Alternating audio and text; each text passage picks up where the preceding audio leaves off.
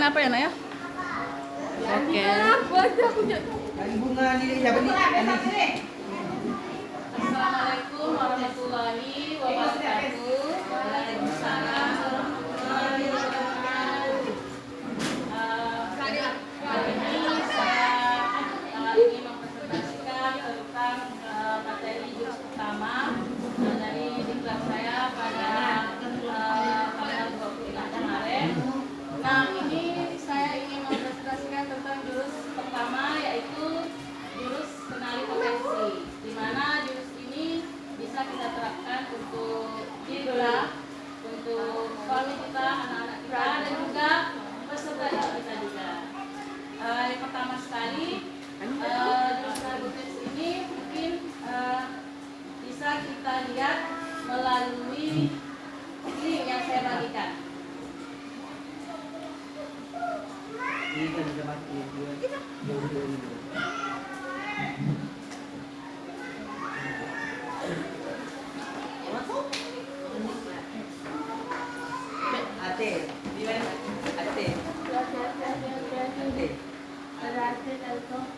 Nah, saya sudah share link tes kemampuan di grup SMP 6 Palangkampa. Jadi cara mengerjakannya seperti kita mengerjakan Google Form. Di situ ada pernyataan. Kita menjawabnya itu sesuai dengan diri kita.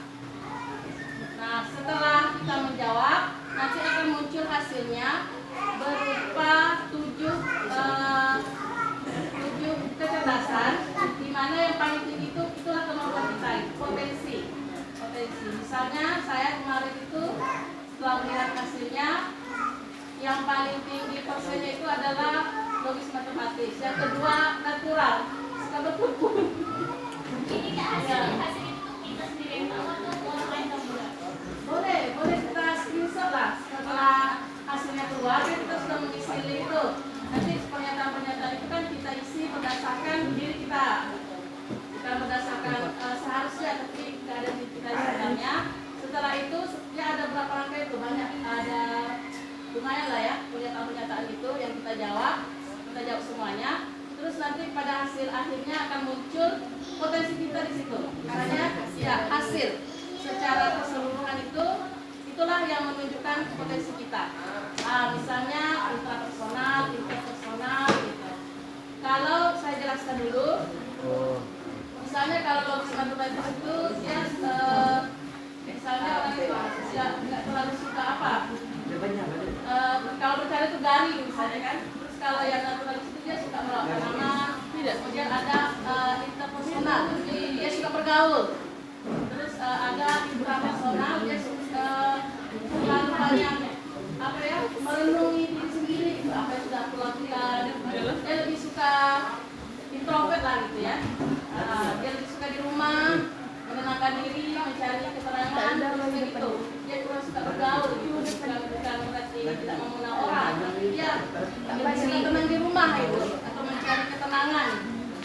Dia kalau di tempat ramai itu di sini gitu ya, ada orang seperti itu. Ada juga kecerdasan spasial, visual spasial. Nah itu ada seperti seorang pelukis, seniman. Kemudian ada yang 7 ya. Yang pertama linguistik ada juga. Linguistik itu orang yang suka berbicara di depan. Ada yang kecerdasan bahasanya tinggi, rata-rata misalnya Bu Aziza gitu ya.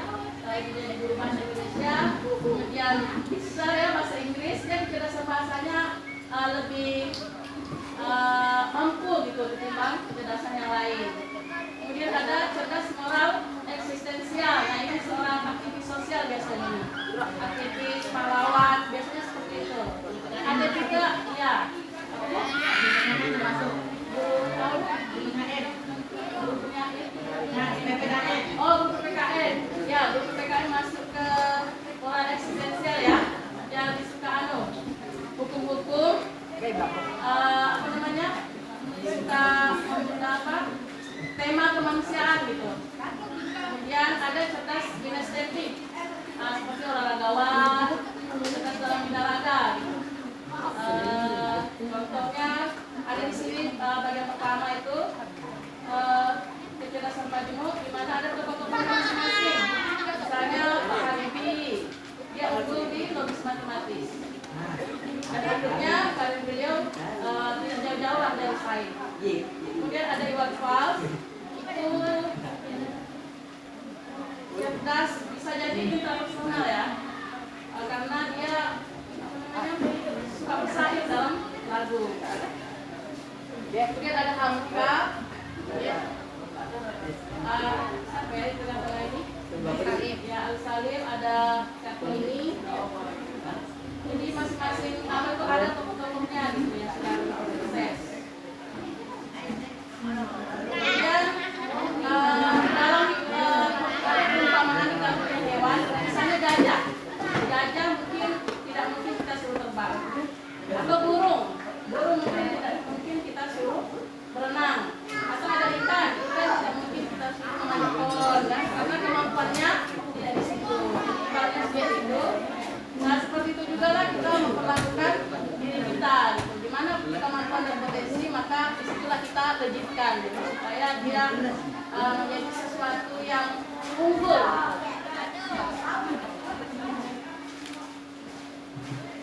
Kemudian ada di slide kedua, bagaimana pembelajaran itu semakin hari semakin berubah. Misalnya kalau tradisional atau gaya belajar paling dulu itu satu cara untuk semua murid. Misalnya ceramah aja pokoknya untuk semua murid.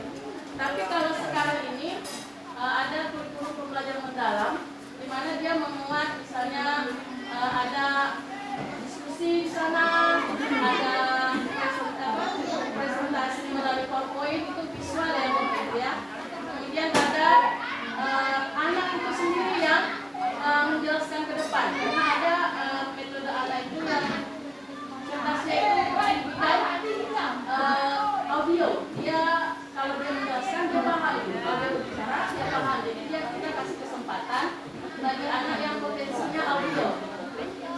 Kemudian bagi anak yang potensinya itu visual, dia suka membaca dulu baru dia memahami, maka kita kasih kesempatan presentasi melalui PowerPoint.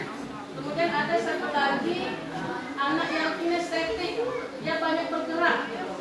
Nah ini nih yang terlalu aktif di kelas itu sudah nampak. Mungkin bagaimana caranya dia itu misalnya berkolaborasi dengan teman, atau kita suruh dia memperagakan di depan sehingga dia juga bisa paham gitu, tanpa dia terlalu banyak membaca atau tanpa dia terlalu banyak mendengarkan, tapi dia menjadi bahan peragawan gitu. Jadi dia bisa belajar secara langsung dengan memperagakan. Jadi kita bagi-bagi kemampuan anak. Kemarin juga saya udah kelas 7 ya, kelas 7 itu udah saya data mana yang kinestetik, mana yang visual, mana yang audio. Baik, selanjutnya pada pembelajaran kita itu banyak cara sesuai minat dan bakat, ya benar. Kemudian pembelajarannya fokus pada kurikulum semata, sementara kalau kita sekarang kurikulum dan pengembangan diri murid. Jadi apapun yang mendukung pengembangan diri murid kita lakukan. Makanya ada kurikulum pembelajaran mendalam, di mana dalam pembelajaran mendalam itu murid itu disuruh mengakses keluar gitu apa yang sudah dia pelajari. Dan hasil yang dia peroleh itu harus dia jelaskan kembali di kelas. Kalau kita belum sampai ya pembelajaran mendalam, tapi kalau yang saya lihat itu begitulah lebih kurang. Di mana mereka belajar dengan gembira, dengan cara belajar masing-masing. Kemudian di luar dia mengakses gitu. Contoh aplikasi atau contoh implementasi yang sudah dia pelajari di sekolah. Jadi dia punya kewajiban untuk mempresentasikan ulang gitu apa yang sudah implementasi yang ditemukan yang sinkron dengan pembelajarannya di sekolah. Kemudian kalau tradisional itu produk belajar seragam, kalau diferensiasi produk belajar seragam sesuai potensi. Jadi memang pembelajaran sekarang itu lebih menuntut keberagaman anak-anak, menyesuaikan metode itu dengan potensi peserta didik Kemudian cara tradisional itu kata kita murid itu pasif, jadi dia menerima menjadi pasif ya. Kemudian kalau sekarang itu murid aktif dan terlibat secara personal.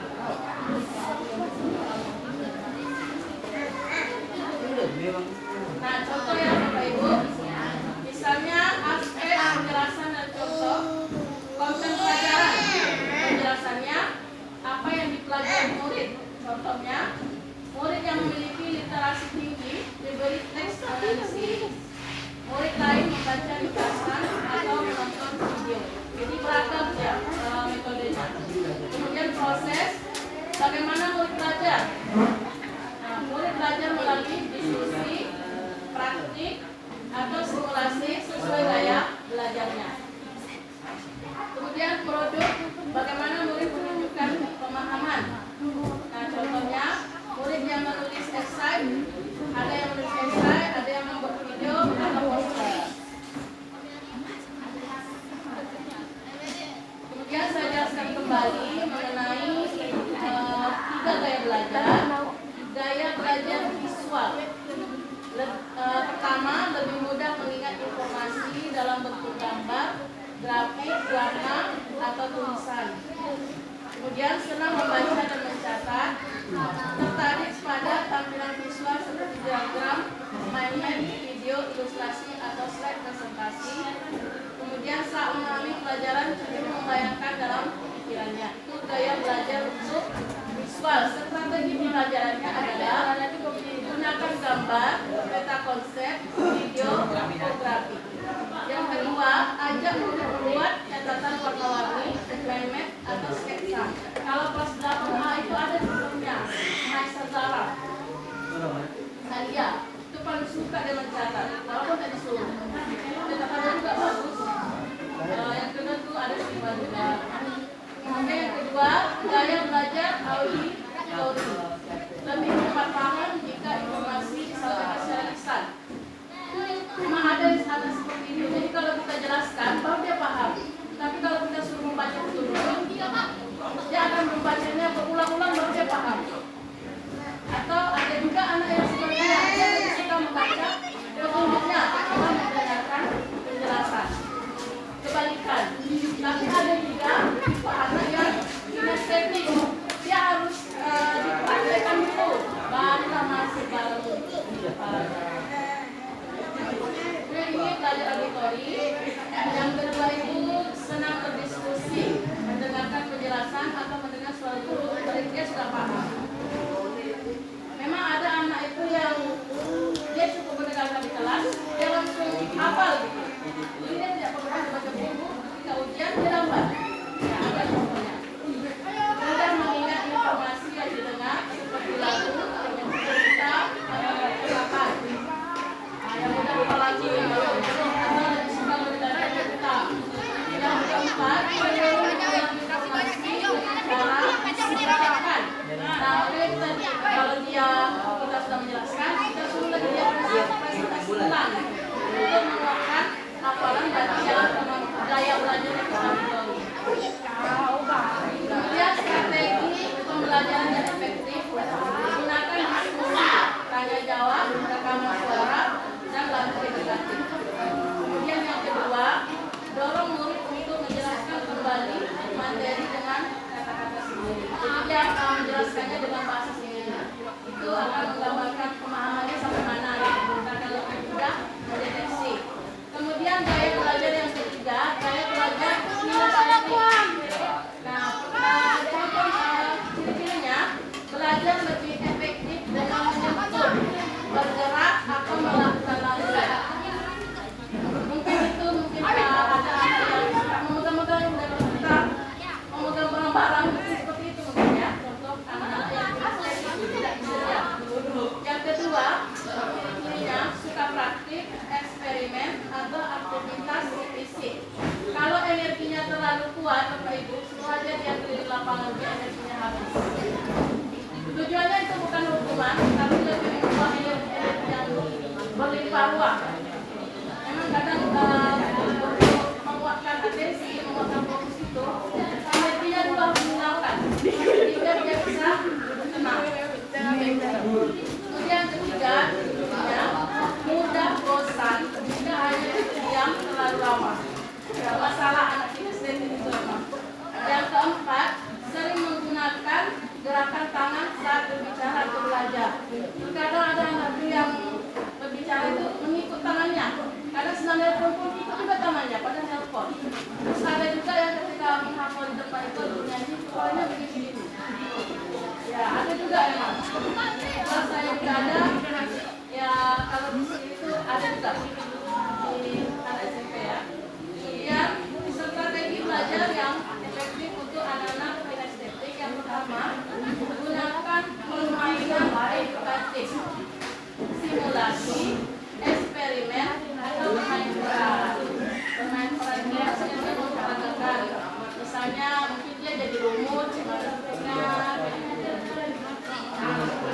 jadi antagonis dalam bahasa Indonesia, atau mungkin dia menjadi mencari apa yang disukai di dalam seni. Strategi kedua, sertakan aktivitas fisik dalam pembelajaran seperti berdiri saat menjawab atau berjalan antar posisi. Jadi memang dia berdiri sambil dia belajar. Jadi bukan berarti dia dihukum. Jelaskanlah dari awal. Jadi dia tidak berarti dihukum dan dia merasa dia sedang belajar karena dia unik. Unik lah situasinya. Kita harus berdepan. Baru dia bersemangat yang mana.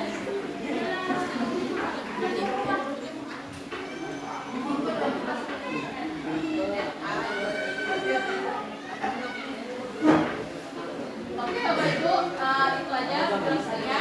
Tadi saya sudah memberikan link. Kalau misalnya tidak ada kesibukan, boleh sedang menyusui, pulang nanti ke rumah, bisa diisi, dibuka dan diisi. Boleh juga kita terapkan kepada suami kita, pasangan kita, atau anak-anak kita, dan kita tahu gitu. Karena ada yang cuek ya, model cuek, misalnya kan, kalau laki-laki itu ada yang sibuk dengan dunianya sendiri, ada yang suka sekali ke kebun. Kadang-kadang memang dia kecerdasannya natural, ya betul. Biar kita lebih saling mengenal, lebih cari komunikasinya. Ada yang kecerdasannya personal, jadi dia keluar dulu, baru pulang ke rumah. Ada juga yang personal, yang penuh di kamar aja, mendam di rumah aja, ada juga. Ya itu juga. Terima kasih Bapak Ibu yang telah mendengarkan saya. Semoga bermanfaat untuk kita semua. Saya akhiri. Wassalamualaikum warahmatullahi wabarakatuh.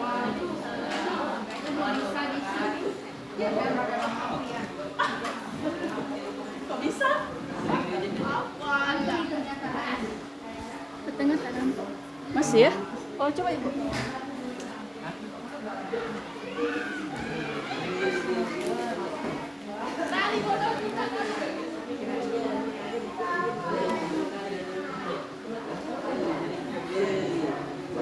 Jadi Bu, kalau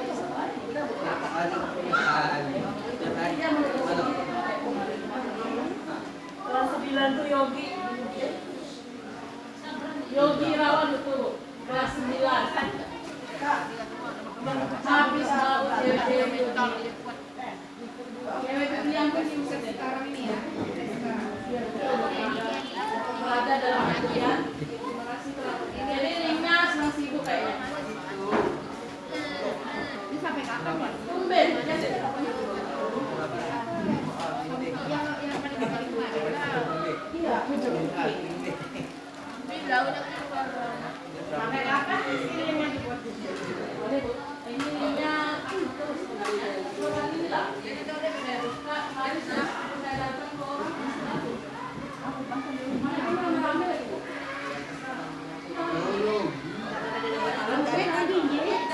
Juga alasnya terus bisa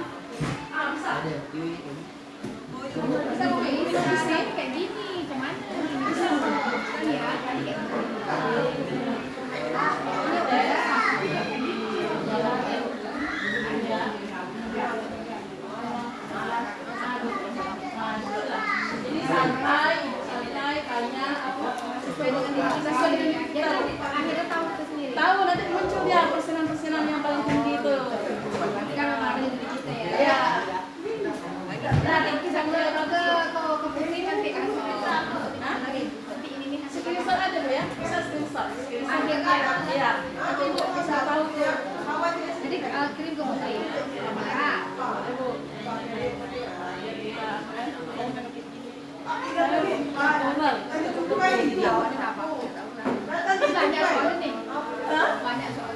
lumayan lah bu kalau Tak macam malam kan, selinjar malam. tak.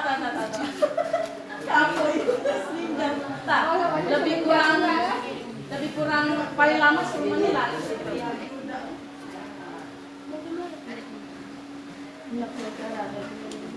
Tapi apa yang dicerain? 12 pertanyaan. Coba kalau tak salah dia ada tes-tesnya memang. Ini